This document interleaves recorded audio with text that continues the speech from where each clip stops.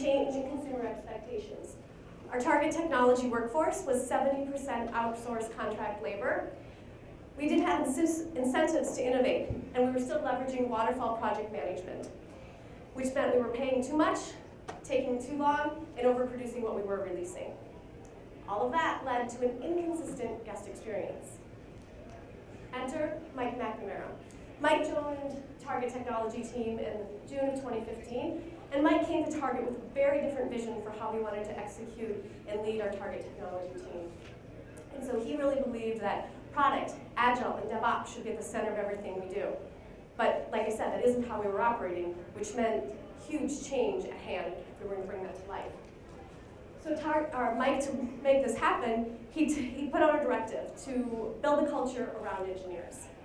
And as part of this, he reached out to the learning and development team, and he asked the team to come up with a strategy to define a team of engineers who were continuously learning, experimenting, and failing. They were rewarded for how much they shared and how much they shared their knowledge, not just how much they hoarded their information. And engineers who were meeting business objectives, not just due dates. This presentation today is a story of how that strategy came to life and how we've been growing a learning culture at Target over the last few years. So I'm Erica Prairie, and I'm part of the Target Learning and Development team that supports engineering at Target. And I'm really excited to share with you about our story of the strategy we first rolled out, how we gathered feedback, how we've iterated, and where we're at now. So to get us started, let's talk about what does it mean when we talk about a learning culture? How do we define that at Target? Because if you Google it, you can find a lot of different definitions out there. So learning culture. I'll read this one. This will be the only slide I'm fully reading to you, but I think this is important to ground us in what we're talking about today. It's a set of values and behaviors that embed relevant professional development into everything we do. It's about having a growth mindset.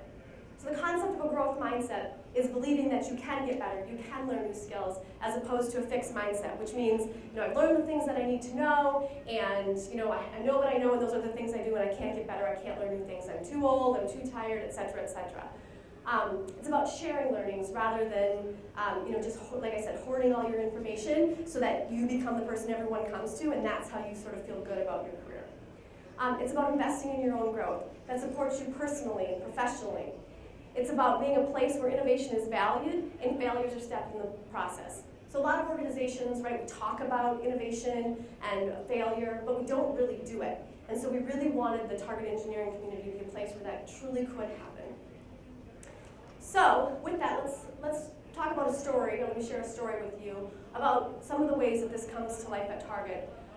So Jake was an engineer at Target, and Jake was on a team, product team, and he had gone to a speaker that Target had hosted from an external company, and that speaker talked about how his team really valued the 20% time, and how that was really a part of how they stayed competitive, etc. And Jake was like, we really need that. Like, there's so much of the change of where we're going at Target, the things that we need to learn, that our team needs to have this 20% time. So he went to his product owner, and he proposed the idea. And his product owner was like, no way, we have too much tech debt, this just can't happen. Jake was defeated, went back to his job, and then something stirred in him again. He's like, I gotta give this another shot. So he partnered with his engineering manager, and they came up with an idea. So they went to the product owner, and they said, hey, look, product owner, can we just do this for one sprint? We'll do 20% time, so one day, we'll just do it one time. And then the product owner, they said, we'll still meet all the same story points, whatever. The product owner was like, sure, what have I got to lose? Go for it. So I think the product owner fully expected that they'd never meet all their story points, and the innovation time would never happen. But whether the engineers really made it without putting in extra time, I don't know. But knowing engineers, they probably work nights and weekends to make sure they have their innovation time. And so they got that first innovation time, and because they met all their story points, so they said, hey, product owner, can we do this again? And the product owner said yes. So this has been going on 1.5 to 2 years. And during this time, they've been able to accomplish a lot of things. Some of them, they would see things happen during their regular tasks that they had pulled from the backlog, and they would be like, gosh, if I could just do X, Y, or Z and make this thing better, but I don't have time, right? So they started using their innovation time, to learn things for stories that they already pulled, or from stories further in the backlog. And sometimes the stories would shift and they maybe wouldn't need to use it there, but then something else would come up later, and they would then be like, oh, this is like that thing we did during our innovation time. And what they saw over the course of several sprints of doing this is that they saw that they were working through their backlog more quickly, they were working through their tech debt, and they were seeing like they were actually adding features that sometimes hadn't been asked for in that sprint because they'd already basically done those things. So here's a full list of some of mostly full list of things that they did during that time with their innovation, or the year and a half, 2 years time that they were doing the innovation time, is they did product automation. They learned new skills before other teams at Target did. So in this case, they were learning Go and Cassandra. They had learned Spring, and then they taught an internal class on Spring for how we were using Spring at Target. They did open source contributions, certainly not on their backlog. They were able to add more product features, as I already said, than sometimes was being asked for during the previous sprint. And the PO and the engineers were happier. The PO was happy because the engineers were motivated, and the PO was seeing more work get done. And the engineers were happy because they were able to follow their curiosity. They were able to have safe parameters for where they could fail and experiment, and then bring those things to life at the right time. So we'll share a few more stories like this of what we're seeing happen at Target over the last few years of rolling out a learning culture. So here's a full timeline. I'm not going to talk through all of these right now, but these are things we'll talk through as we move through this presentation. In 2015 is when we really formally, or in 2016 really is when we launched a formal learning campaign around having a learning culture. But you can see all the way back as far as 2010, we had things that were already in place. And so whether you're here because you want to stand something up like this in your organization, or you have something you want to augment, you probably have things in place that you can already leverage and use as springboards to iterate from. So as I said, we'll talk through the rest of these throughout the presentation. So as we go through, taking the lens of like, hey, you're here to hear my story, but you're here to hear my story or our team's story because you're curious about what does this mean for you. So with that in mind, we have some questions sort of through each section to help you think through what this might mean. So if you're going to build a learning culture and you're thinking about your company, is your industry being disrupted? If it's not, the world of AI and machine learning is quickly coming down the tracks and it's changing everything, right? Does your company have the people and skills needed to thrive? And how do you grow the skills and knowledge of your existing workforce? We'll talk a little bit about how we did that. So, culture change, it's a beast. It's not easy. Most culture changes fail. Culture change on average takes 3 years. And Target, this was one of the few times in my professional career where we actually hit a 3-year mark and seeing true culture change happen. So it's work that I'm really proud of, not just because we worked really hard, but we really saw results of what we set out to do in the beginning. So if you think about culture change, you're thinking about something like a botanical, or how we were thinking about it, it's sort of like a botanical garden. You think about this path you're setting your learners down, and when we started, we carefully curated all the experiences we wanted our learners to have and the journeys that we wanted them to go through. And as we'll share throughout this presentation, it morphed a little bit, but that's really where we started. Because you sort of have to, right? You have to start somewhere, and that's where we started. So I'm going to walk through several steps of things that we've done to achieve success with this. So one of the first things we did is really take inventory. What are the things we already had in place? So I already showed you that slide, and there's some things out there that we already had happening. So start by working with what you have. So there might be aspirations to get more things stood up later, but if you can start with where you have, right, just like in the world of Agile, you can start to iterate and build on those quickly. So as you take inventory, some questions you might ask is what people, process, or tools already exist and that you can leverage? What do you need to create? What needs to be stood up from scratch? And who do you need to partner with to create that? Can you monitor and measure success? How do you know if you're just doing a lot of work or you're doing a lot of work that's adding value?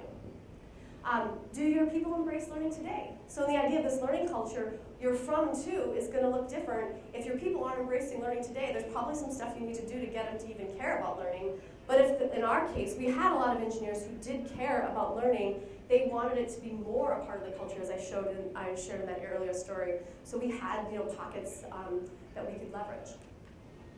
So one of the things that already existed for us is when Mike came in, when he announced this strategy change that was going to happen, he put out an executive direction. We were going to hire 1,000 engineers across the US and India. And so, it wasn't up to teams to decide, well, do we want it? We didn't have to argue with frontline leaders, et cetera. Mike put out sort of the mandate of what we were going to be hiring. And as we did that, we worked with talent acquisition. So there were pockets who were already hiring engineers and who had already put strategies and components in place to help us better hire these engineers that we were able to leverage. So we weren't starting from nothing. Because remember, 70% of our workforce at the time was contractors. So we started hiring engineers in. And traditionally, it was a very small number of engineers we were hiring each year. So, the Code with Target is a campaign that was put out in 2014, 2015, a little bit old, 2014, 2015. You're here, you can fact check me, so.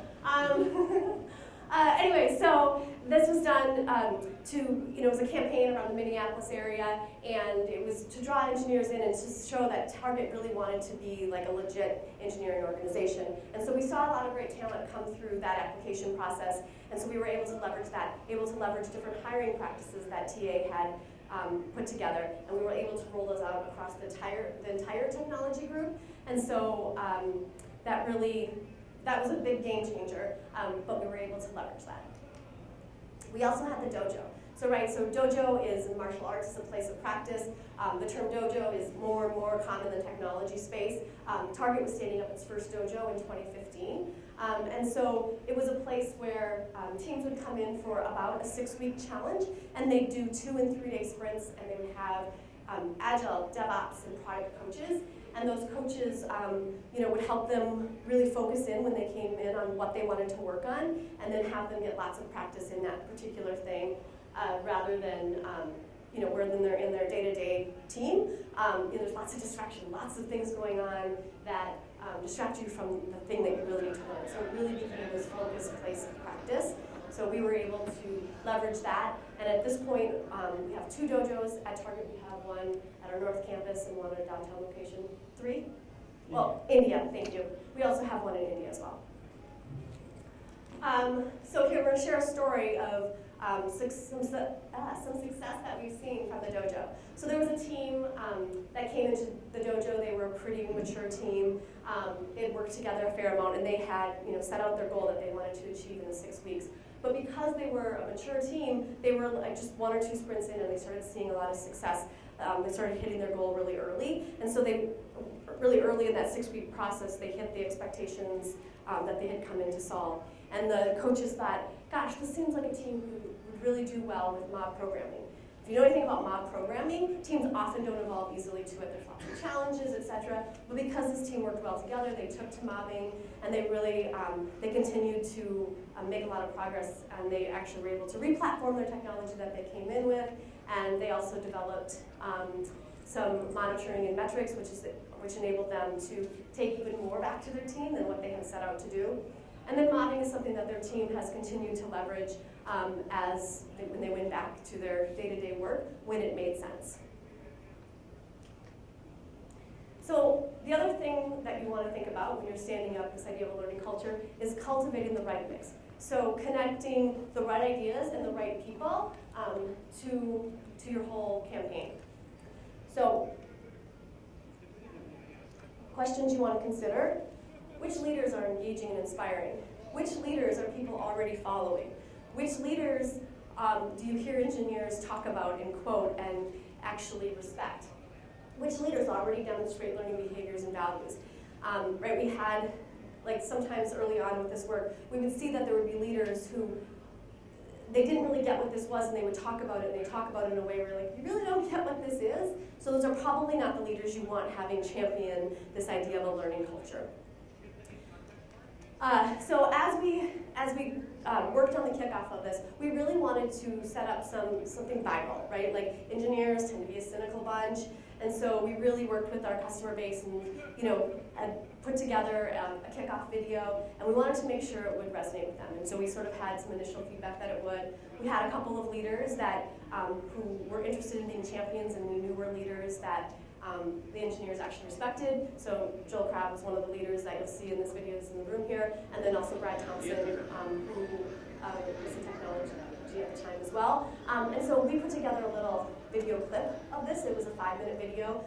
It was one of the most watched videos that we've ever sent out to support a kickoff of something. So it did achieve its goal of being viral, and I would be out and I would hear engineers talking about it, and so it really caught the attention of a lot of our engineers.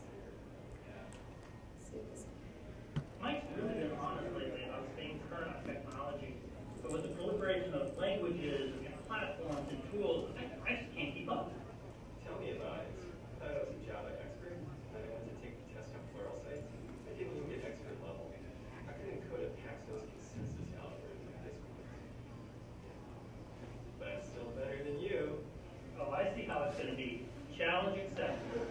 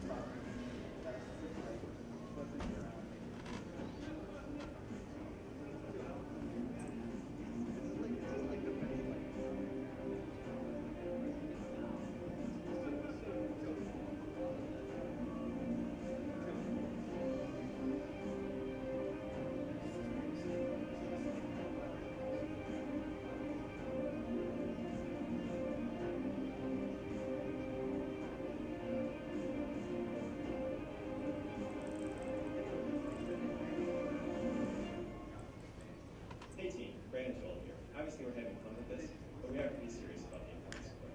That's right. Okay, so as you can see from that, what we really wanted to do was make it not be a typical talking head video, and while we did have that serious moment at the end, right, that was a very small portion of it, because we just really wanted to set the tone for this is something that you can do on your day-to-day time, it's okay to do at work, this is really important to where we're going, and so if we didn't get the engineer's intention, and right, to start to plant those seeds, we were never going to change the culture. So it's certainly, we can't say the success of this whole thing was because of a video, but right, if you don't get their attention initially, you know, it's a lot harder to go from there. Additionally, I want to look at who are your pollinators. So who do engineers go to for help? Who are your engineers that people really look to? Who knows different technologies best? Whose name is always being mentioned in meetings? And so you want to take a look at, make sure that you're bringing individual contributors in to be advocates for this, to make sure they're respected. Because just as if you don't get the right leaders, if you don't get the right individual contributors, you could have people who are super excited about this, but who aren't, aren't moving this forward in the way that you want them to. So nurturing the winners, that's another. So once you get things out there, you kick things off, you get some leadership pushing out there, talking about what it looks like, you want to make sure that the right ideas are taking root. So questions to consider here. So what do you need to drive versus what do you need to let the engineering workforce need to drive on their own? What delivers the best results? So how are you measuring it? What are the results actually saying? What's getting people excited? So practices that we saw is, we talked about the innovation time, whether it's in regular sprints or you're having hack time or whatever it looks like, having some sort of regular time for engineers to fail and experiment. You want engineers as teachers. So before the idea of a learning culture, we would bring in third-party external teachers to teach most of it. We were doing a lot of packaged software, etc. And sometimes those things would be a year in advance, and you have to sign up, etc. The engineers as teachers, we can stand those up quickly. So if there's a new technology or something new that we're standing up, and we want to get it going quickly, we can, a week or two prior, we can schedule a session, and we don't have to have some presentation expert doing it, right? If the person who has passion for it, who has the knowledge, has a little bit of ability to share, right? And not having them just like passively talk at people, but having them get hands-on and working in a real environment if possible. We also switched over to on-demand learning tools. So we had some remnants of on-demand tools before 2015, but they were not tools that engineers actually used. And so we, went out and looked at what tools in the industry were engineers using, what would meet the expectations of the engineers within our org. and then we procured a couple of those vendors, and then we put in we made sure we were monitoring and measuring the usage of it, make sure that what they were spending time learning on the tools matched, the technologies that we were rolling out, and so we could tell the right stories. And so in order to tell those right stories, we have regular accountability. So the CIO staff meeting on a regular basis reviews where we're at. Where is our learning culture at? Like, are we meeting expectations or not? So are we providing the right learning experiences? Are we hearing to the learning culture tenets? What are the metrics telling us? So year over year, like usually we'll do at the start of the year, we'll do a bigger meeting around this. And every year, like the directives change a little bit based on changes that are happening within technology. And so then our focus shifts in learning and development. And then we also, work to make sure we're curating the right mix within the engineering teams who are leading the right teams as well. So we have a handful of events that, some of which were formally stood up, and some of them just sort of happened organically. But there's a whole events, Attack at Target events team that stands up most of these events and hosts them to make sure that they're happening on a regular occurrence. The Code Red Hackathon is something that currently happens twice a year at Target, and it's something that it's been happening for years. It's changed and evolved over time, and it's a place where maybe your team doesn't have regular innovation time, but you can come to the Code Red Hack and experiment and see what it's like to bring your ideas to life and work on a team, maybe with your regular engineering team or maybe with a team from across Target. We also have interconferences, which are by engineers for engineers. So engineers are presenting on things you'd expect, like technologies they're learning. They're also presenting on soft skills. One of the most memorable talks I went to was by an engineer who was talking about how to be an advocate for he was a white male, and he was talking about how to be an advocate for underrepresented minorities and females in the tech space. And not what you necessarily would expect to see, but an awesome talk that really got people discussing and sharing more about the conversation. Demo Day, we host these quarterly, and then we have a big one once a year. But the quarterly one is basically teams who have done some sort of innovation in that last quarter. They're able to sign up and attend the Demo Day and share their product. Sometimes they're just getting feedback, sometimes they're in early stages, sometimes they're promoting their product because it's inner source, etc. And teams get really excited about this, and these are really big days that our engineer audience really enjoys. And then we also have external tech community engagement. So one of the things that Target has really been focused on is bringing in more females and underrepresented minorities. In order to do this, we've really focused on the short term, on our junior talent, but we know that that's a short-term solution, right? So we have to look back longer term. And we're looking at females and underrepresented minorities who are younger. And so here's a couple of events which target females who are engineers and underrepresented minorities were on panels and events where they were able to do engineering activities so that people could get a chance to experiment and see what it's like to be possibly an engineer at Target and to explore different STEM careers. So here's another success story. So there's a product team who they had gone to a hack, and they'd done the Code Red Hack where they worked on an SSL cert renewal product that, so the SSL certs often it wasn't something that a particular team owned, and that they would need to be renewed, and there would be outages, and so to prevent this, the team was like, well, hey, we don't own this, but this is a problem that we have that we would like to see solved. So they worked on building a solution, and they made a little bit of headway during the Code Red Hack, but then they went back and they said, well, gosh, let's continue this. So then they put together an innovation time, and they actually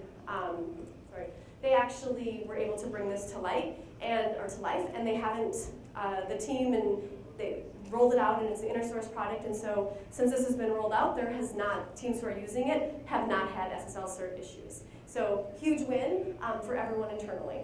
So that one team's curiosity, because they were empowered, all of Target's technology won. So elements that made this possible. So the engineers were empowered. They were empowered to attend Code Red Hack. They were empowered to follow their curiosity and to find a solution to a problem that they had, and then also empowered to share that solution across Target. the Target hackathons, innovation sprints, and the problem that they were solving was far beyond their team. And it might be easy to say, oh, we don't solve it for everyone else, we'll just keep it for ourselves, right? But that's not really the spirit of what we were bringing to life. So you've done all these things, and what starts to happen is organic growth. People go off and do things that you sometimes don't expect. They'll start to take your collateral, they'll start to take your concepts, and sometimes they'll roll them out in ways that you might not fully agree with, but you have to let it happen. You have to let people take ownership of this. If this isn't about leaders owning this, if it's about an entire group of people owning this. So, questions to consider. Did you nurture the right things? Are you listening to the feedback? What did teams actually do? Right? You might have intended one thing, but how did they actually experience it?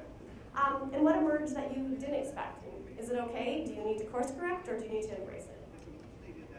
So some signs of things that we never intended, but signs that we now consider indicate a thriving learning culture, are things like logos.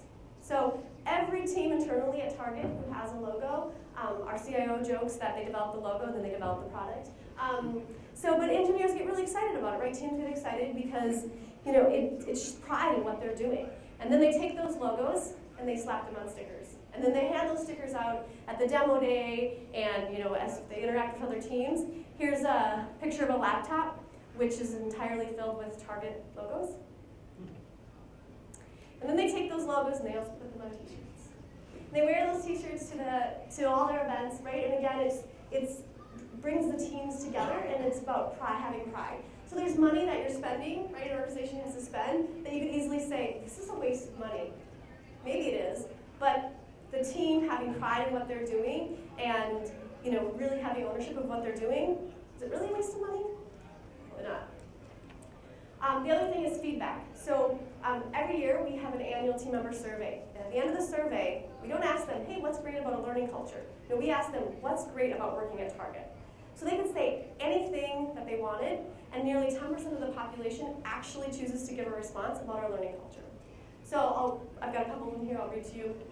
So one, the opportunities for learning and innovation are consistently eye-opening and have allowed both my personal skill set and the work I do to grow. That's pretty affirming. That is helping us build the thing that we set out to build. I feel that my continued learning and education is supported, and that the skills I'm gaining are in demand in today's workplace. And I'm encouraged to always further my expertise in the area in which I work. I'm always encouraged to dabble in new technologies.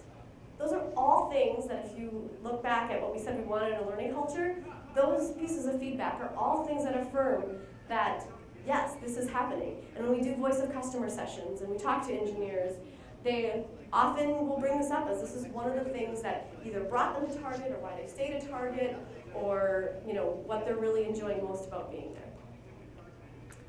So once organic growth has started, then you want to foster explosive growth. So you got to really let go. You got to encourage that organic growth just to take over. So we are now 3+ years in on this journey, and we long since have let go of our formal campaign. We still talk about a learning culture. We still use the language that we talked about in this idea of a learning culture, but we haven't had a formal campaign in a very long time because the organization really has embraced this.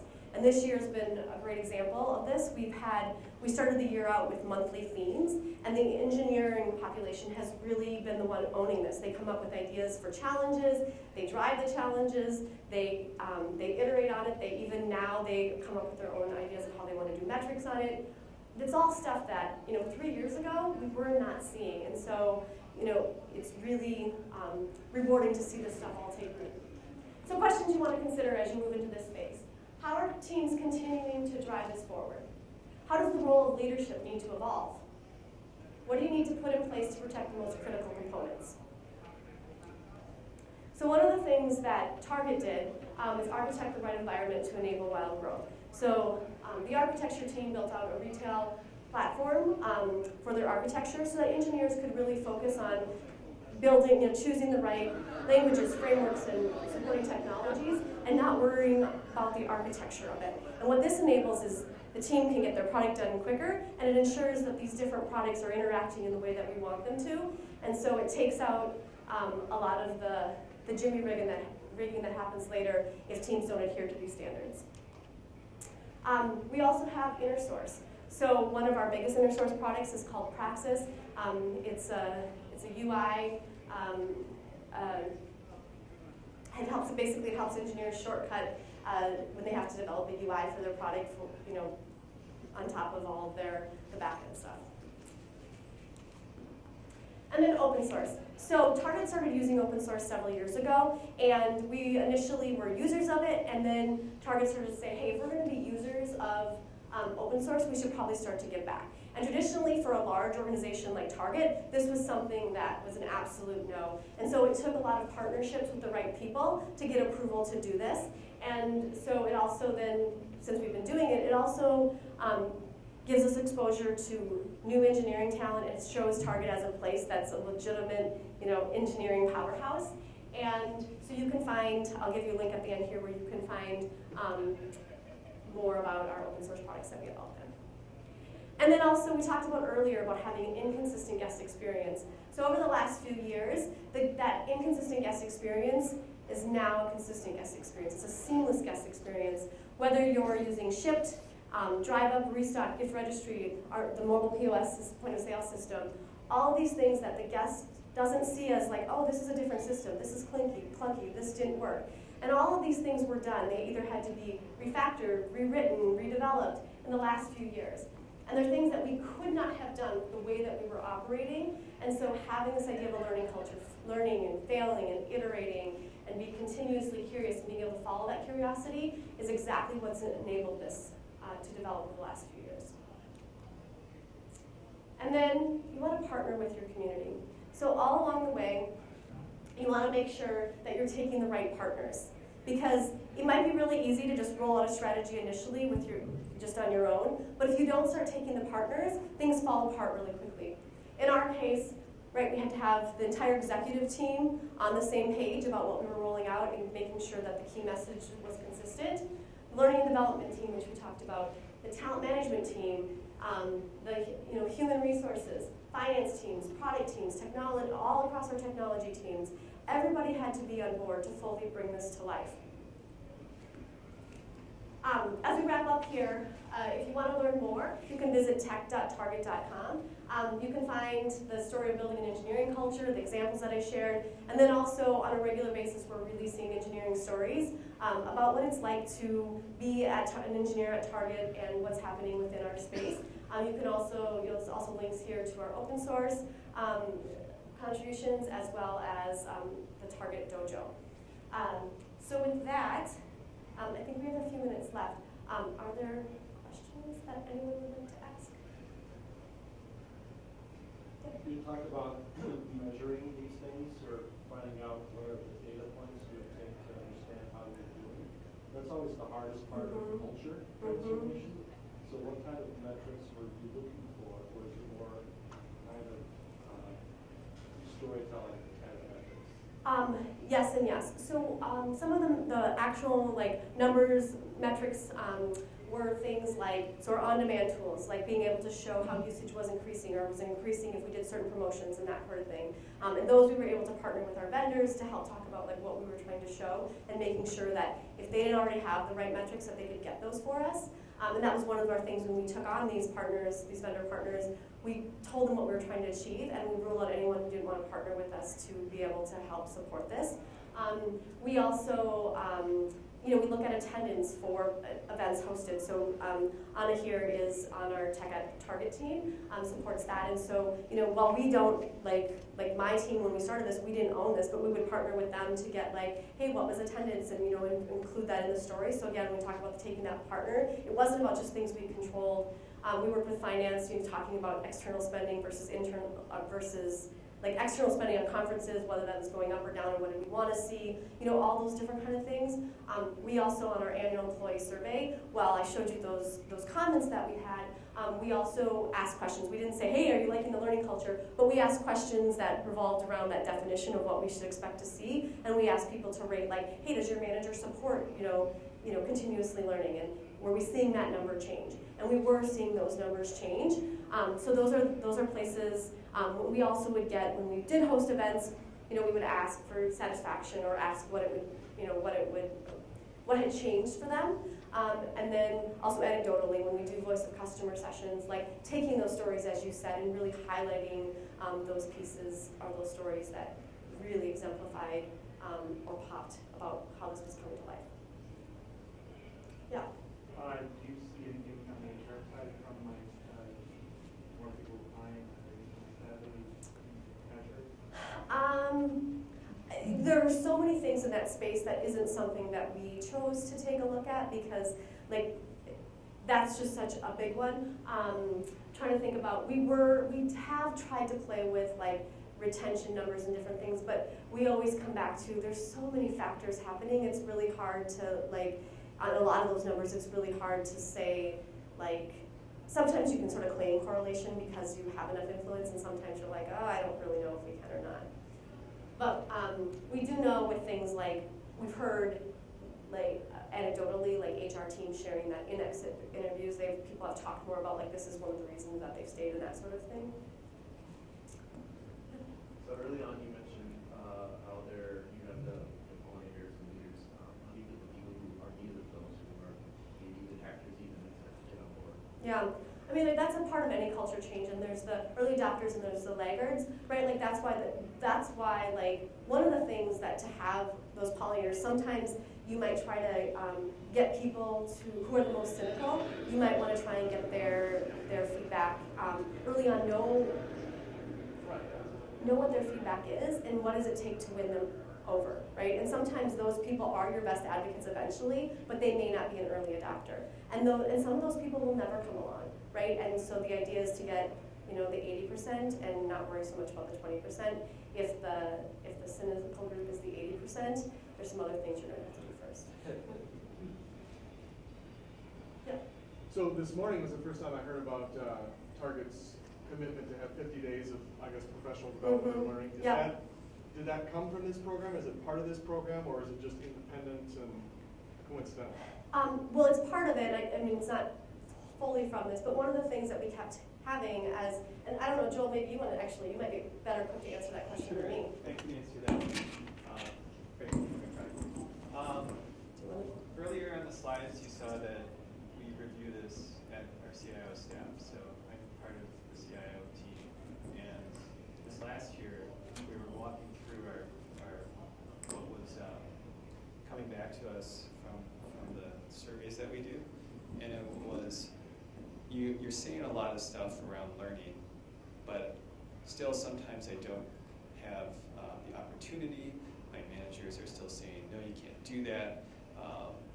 And so there's still resistances across the organization. So what we decided is we have to make this explicit. We can't just kind of say everyone should learn.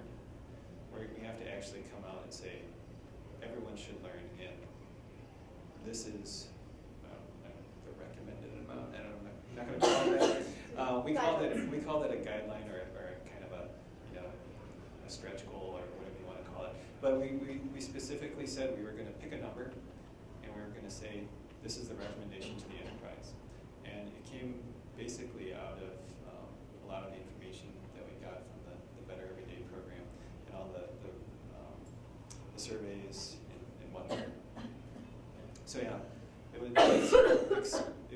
decided. It wasn't it didn't just happen. And I can tell you that from an executive team running a large company, there was a lot of anxiety about saying 50 days of learning. I would imagine so. So yeah, does that answer the question? Yeah. And we had to push on it. It's a question that we heard a lot. So in learning and development, and other teams were hearing. Sorry. we heard over the past several years of like, well, what does this look like? How much time is it? And every team's sort of different. And so we kept sort of asking, and there was resistance to it, but enough people asked the question enough times that Mike was finally willing to put an actual target around that. Other questions? Yeah. So in terms of, let's say, generating interest in learning, was it more successful when it was informal than when it's formal? I don't know, probably you guys might have looked at previous history to see how people are much more interested in if it's very formal, strict. Can you elaborate a little bit on what you're... I don't know, maybe some that, some have numbers, data that have to be reported to HR or to the manager. Are you talking about like actual like classes and sessions and that sort of thing? Yeah, right. Okay, so formal versus informal. Yeah. So, I'm trying to think if I have an actual answer to this. I think that a lot of what we would consider now our formal training may be what we would have historically considered our informal training. So we have something called Tech Bytes, which are sessions that are led by engineers as teachers.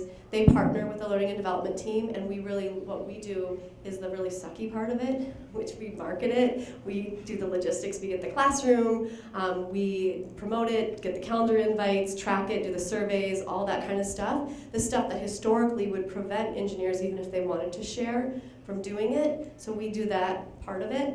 And so I think those are the pieces that we would have thought of as informal before, and now that's our formal. Like, we promote those things heavily, and engineers, Tech Bytes has been growing over the last several years, and they're usually like workshop format, and sometimes they're an hour, sometimes they're 3 hours. We've been playing with the format of them. We've done them online, sort of doing them like more online and leveraging Slack and different things like that.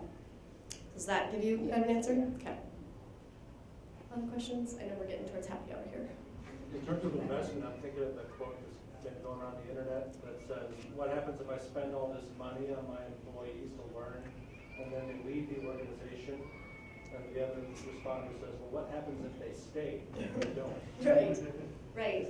Yeah, I mean, Mike, the beauty that we had is, these are things that some of them we tried to push before. We just didn't have like the right leaders in place. So the great thing is we had some ideas of a strategy we wanted to roll out with the right leaders who came into play. So Mike and his direct report team really believe in this. And for Mike, it's about the legacy that he wants to leave and really believing in developing people and Target as a whole. They really talk about maybe you want to promote outside of Target. Well, you should share that goal, because if you stay here and you're miserable and you're secretly job hunting and we can't support you in that way, really nobody wins. And so the idea of the learning culture supports that as well. Okay, any other burning questions? Okay, thank you so much. Let me know if you have additional questions. Otherwise, feel free to check out our blog. Have a great evening.